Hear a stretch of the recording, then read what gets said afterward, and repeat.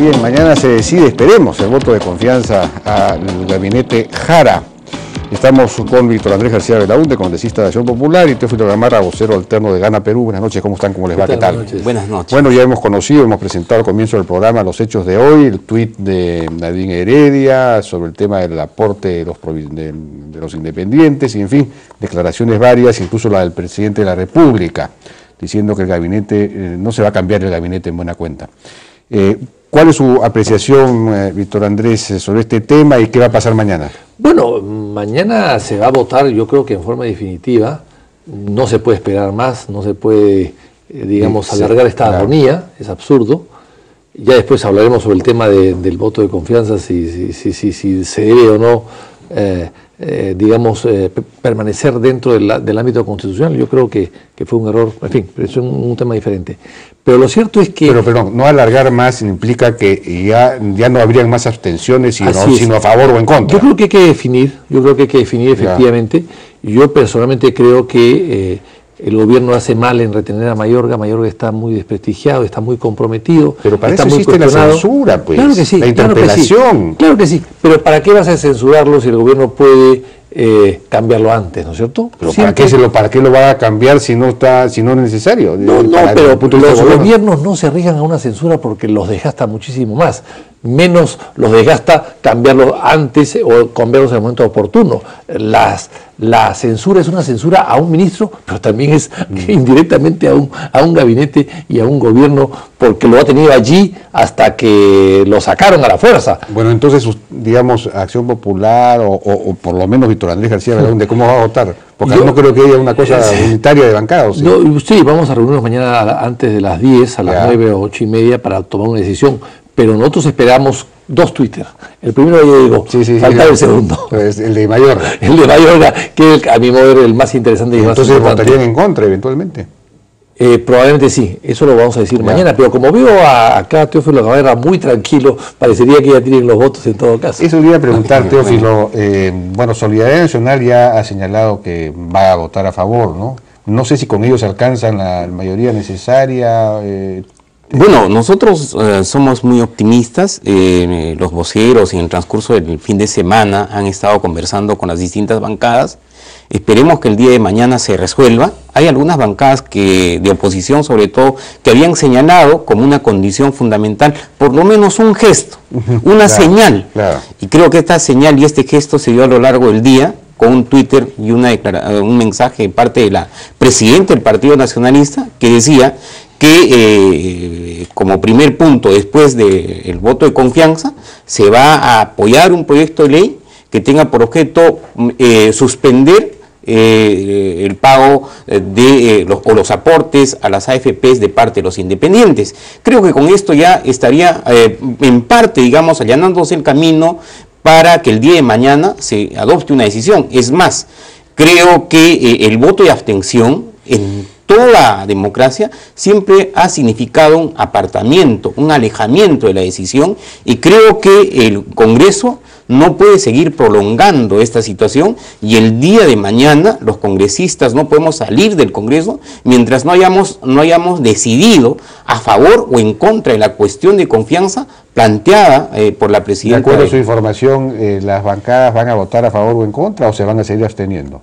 Yo creo que sería hasta cierto punto una irresponsabilidad mantenerse en esa posición de abstención. Creo que el día de mañana se tiene que decidir a favor o en contra, porque en realidad en toda votación la abstención siempre ha sido estar al margen o alejarse de una decisión, ¿no? Y en este caso, en virtud de un informe de la Comisión de Constitución, cuando la suma de los votos de abstención exceden a favor y en contra, se decía que no se había decidido, ¿no?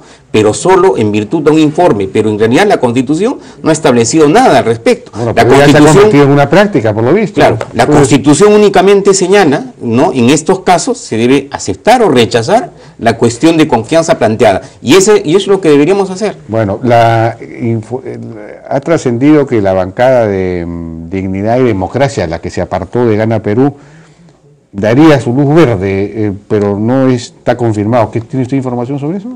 Bueno, esperemos, se está conversando, creo que todas las bancadas están dejando casi para el último momento. Sí. Yo escuché, por ejemplo, a la bancada del fujimorismo que decía que hasta el momento no tenía una posición. Sí, el APRA en algún momento ha señalado en la mañana y el día de ayer que no iban a pasar de hoy, mejor dicho, de la sesión, iban a definir ya su voto, es decir, ya sea a favor o en contra. Estaban esperando una señal, espero que, digamos, sean consecuentes con lo que han planteado. Alan García ha enviado un tuit que daría la impresión de que el APRA, bueno, ya va a votar a favor, pero esta declaración del presidente Humala, diciendo que el gabinete está muy seguro, no recuerdo qué palabra, es decir, no hay ningún cambio. ¿Le ha parecido, digamos, política esa declaración o hubiera podido omitirla para facilitar las cosas? Yo creo que no, en fin, había otros temas que tocar, el tema del terremoto, por ejemplo, ¿no? El tema del terremoto. No, pero le preguntan, pues inmediatamente usted. Bueno, pero el problema no está en las preguntas, sino en las respuestas, ¿no? Así pues.